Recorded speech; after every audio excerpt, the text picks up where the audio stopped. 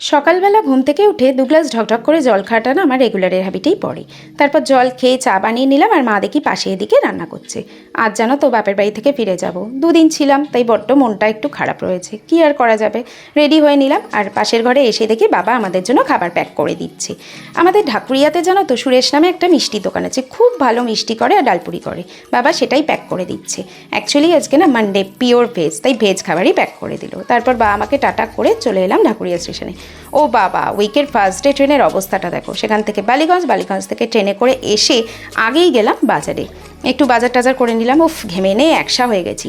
তারপর বাড়ি এসে সেগুলোকে গুছিয়ে রেখে চান পুজো করে লাঞ্চ করতে বসলাম। উফ, আমার না বলতে গিয়ে এখনই জিভে জল চলে আসছে।